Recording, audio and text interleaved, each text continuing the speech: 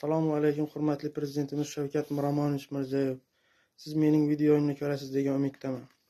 Men Hasonov Suhrob Maqsudbek o'g'li 2000-yilda Xorazm viloyati Tuproqqal'a tumani Pitnak shahrida tug'ilganman. Mening otam Yarashov Maqsud, onam Davletova Mahbira. Men otam va onamdan erta ayrilib qolganman. Otam qandli diabet kasalligi bilan 2006-yilda vafot etgan. Onam jigar xastaligi bilan 2012-yilda vafot etgan. Men otam va onamning yolg'iz farzandiman. Otam va onam o'z mehnatlari bilan uy qurishgan. Hozirgi kunga kelib u joyda hech kim yashamaydi. Men otamning ukasi Yarashov Marks oldiga bordim va shunday dedim: "Men xotinim bilan shu uyga kelib yashasam bo'ladimi?" dedim. Keyin Marks akam menga "Mening hech qanday qarshiligim yo'q, kelib yashayver" dedi.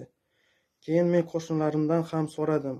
Ular "Agar kelib yashasang biz juda ham xursand bo'lamiz" deyishdi. Keyin otamning eng kichkina ukasi Yarashov Ro'zboy oldiga bordim. Ro'zboy akam esa menga "Bu joy seniki emas.